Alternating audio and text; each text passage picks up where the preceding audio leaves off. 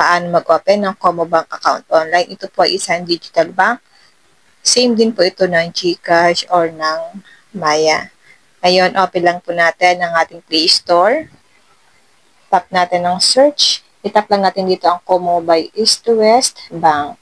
Kailangan na po natin ito guys installed or i-download.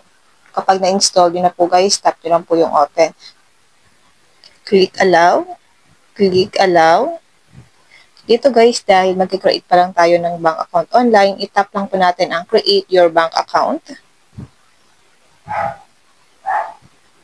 Tap po natin ang continue. You're a few taps away from your free digital bank. In just minutes, you will be able to create your free account and set up your free debit card. Just make sure to prepare one government ID. Be in a very true. Match the details in your ID to the required fields.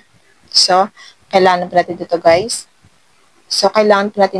Na mag-prepare ng ating government ID. Kapag okay na yan, tap na po natin ang Garrett. Let's go. Some things to take note of. Itap lang natin dito ang yes, I understand. Let's begin. Ilagay lang po natin dito guys yung email address natin na active and then yung mobile number natin na active. Tap lang natin itong checkbox dito. I have read and agree to the terms and conditions. I also have read and agree to the Como State of Privacy Policy. Tap lang natin ito. Then tap natin ang continue. Dito guys, magpapadala po ng OTP si Como. Ayan. So, automatic siya guys na-enter doon. First, let's start with your ID. Dito guys, pipili lang tayo dito ng ID na meron tayo. So, sa akin, ang pipiliin ko dito ay Philippine National ID.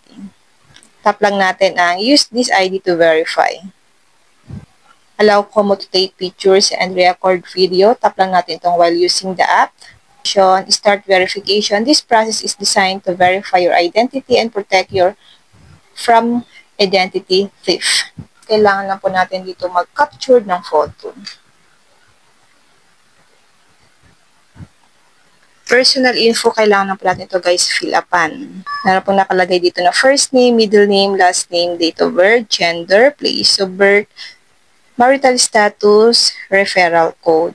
Then tap nyo po yung continue kapag na-fill upan nyo na. Ngayon guys, i-blurred ko lang po yung aking personal info. I-fill upan ko lang po.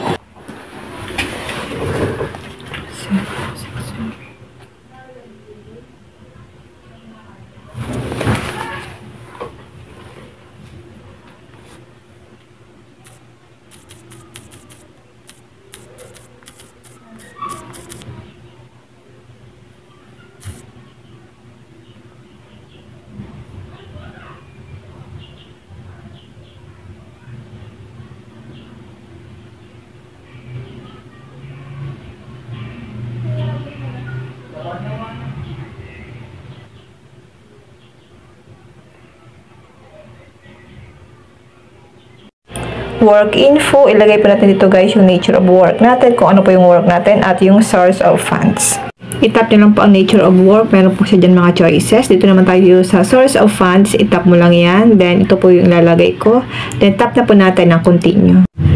Address, fill in your address. Dito guys, ilalagay lang natin dito ang ating address. So, i-blurred ko po ulit guys yung aking address dito.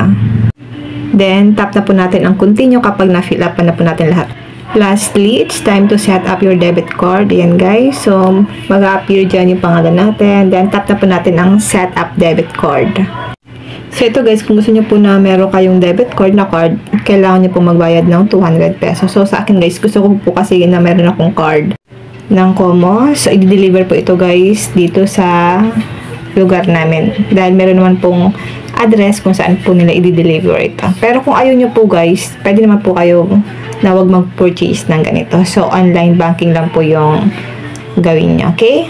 Then, lalabas dito yung summary ng ating personal info dito. I-check nyo po guys kung tama. Then, tap nyo po yung submit.